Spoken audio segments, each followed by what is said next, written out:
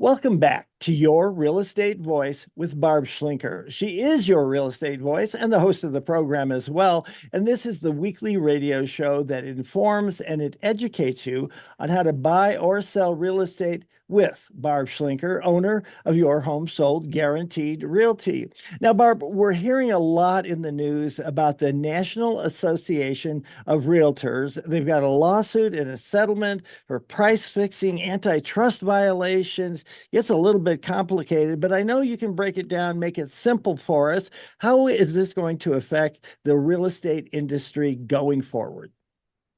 Well, I'm actually pretty excited about this, Richard, because what I think part of what happened is technology kind of overtook the real estate industry, and then things started, the flashlights started glaring in on really what was going on. And at the same time, because all of the pictures of homes were put out there by the listing agent, what we saw as the imagery got better and better, the buyers were picking the homes that they wanted to see. And it kind of dumbed down the real estate agent industry in a way, because the agents were basically giving buyers access to homes that they already had access to. So the way the system is set up within these there are like 1,500 different multiple listing systems in the country. Of course, they're all different software and they don't talk to each other. You have to be that messed up. But they did all feed into realtor.com, went out to Zillow and all that. And the way it was theoretically set up to work was that we would share our buyers, right? So initially they had these multiple listing service books. It was a white phone book with maybe one black and white picture. And at that time, the agents knew the inventory. They had to know the inventory and they had to know the homes that were available. Well, as the technology went online and all the pictures got so high tech that buyers were buying homes sight unseen, it created a situation where, wait a minute, I've got connected with this agent that's supposed to be working for me, but they don't know anything about the house. And so then the seller started looking at it, because not only did that happen, but the state started saying things like, well, if you sign with a buyer, then you have a fiduciary duty to put the buyer's need ahead of your own. That was another problem, because they would act unreasonably. As an example, this day and age, if you're showing a home, you can pretty much expect there's going to be some camera looking at you doing that. Most people have cameras in their house these days. A lot of people have the Ring doorbell. And these agents will stand out there in front of these cameras and say stuff like, it's not worth that much. Or they'll say, this home won't go for this kind of financing because of X, trying to position themselves in as experts because that's all they have. But when the sellers see that on video, they're like, wait, why did they do that? Aren't they supposed to be selling homes, not talking it down? Don't you think that's odd, Richard? Anyway, 180 degrees from where it should be. the whole thing got messed up. And then because all of these listings got shared, did you know that we're not allowed to have a photo online with our sign in the yard, because they don't want the listing agent's contact information to be known? Now, who do you think puts up all that marketing? It's the listing agent. It's not the buyer's agent. It's not Zillow. It's not realtor.com. The listing agent's the one that spends the money, hires a photographer, helps them get ready for photos, and markets the home to attract the buyers. That's how it works these days. Yet the MLS system has made an effort to really dumb down who does that. And if you go like on Zillow and you look at a listing, you're going to go all the way down to the very bottom of the screen to find out who the listing agent is.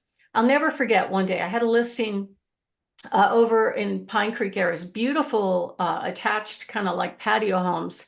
And they priced pretty high, about 900. That's kind of high for this market. And I had somebody that was trying to reach me through Zillow. And so they thought they were reaching me. She goes, oh my God, Barb, I was trying to reach you.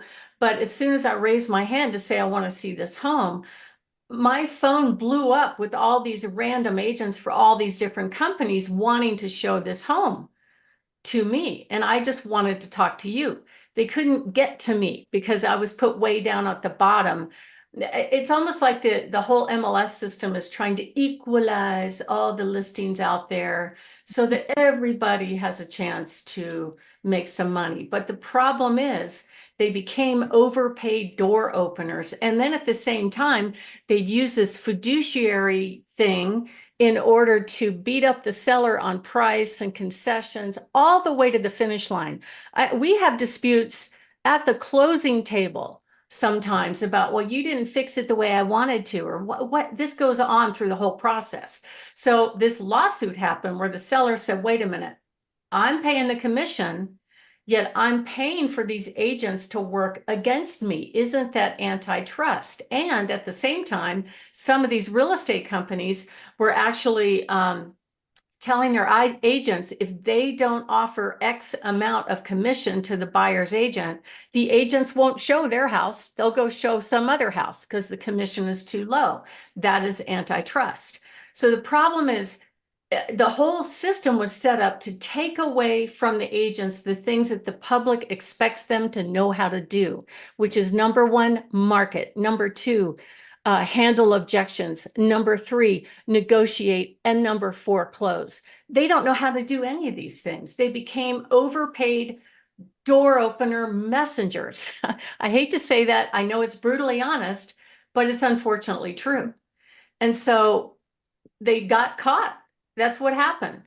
They got caught. And so initially their fix was, okay, we'll just publish what the commission is. So the whole world gets to see how much commission is offered to the buyer's agent. That may let the buyers know that, oh, okay, this agent's only offering 2.5% and that one's offering 3%. So they're not showing me the 2.5%, right? Because they want to make more money over here.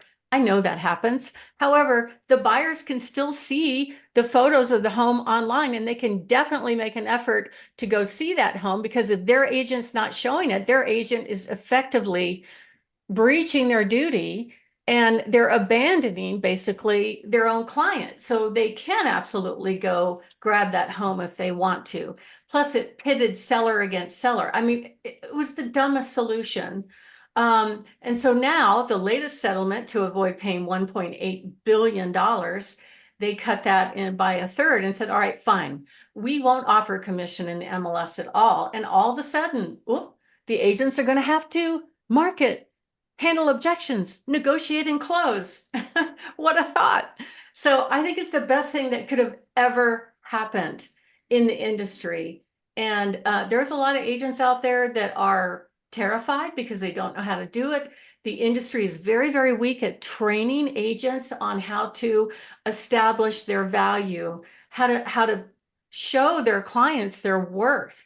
And so what it came down to, and I have to tell sellers all the time, don't be surprised if the agent is introducing themselves to the buyer at the door. And by the way, per state law, they don't need to know whether or not the buyer has the capability to buy that home. In fact, they're not even obligated to do that. And they also have not asked them what kind of home that they're looking for. So imagine the seller going to all the trouble to get their house ready to show, all the dishes are put away, the beds are made, it looks amazing, they vacuum the floors. And they're thinking this buyer that's supposed to be showing their home, and this agent that's supposed to be showing their home, is showing a buyer that has a capability to buy, and they don't even know. And so it was very frustrating for me. And I think what one of the changes is that the National Association of Realtors is going to require that these agents, if they are working with buyers, that they have negotiated their fee with their buyers as far as who's going to pay it, and they have a signed agreement. That means that they've at least asked them what they're looking for. So it's insane. It's the best change I've ever seen in the industry in my 28 years. And I think it's going to be a good thing. I think there's going to be a lot of people get out of the business. The lazy show up at the door, overpaid door openers are going to go away. And I think that's just fine. So I know I'm very opinionated about this. The National Association of Realtors put out this thing recently about what's going to happen and how can the agents wade through this change. And they were suggesting that the agents actually provide value to their clients. Maybe they get to know the market, or maybe they get to know the neighborhood, or maybe they get to know the house. Did you know, Richard, that I have to put up visual signs in the home to tell the buyer about the home?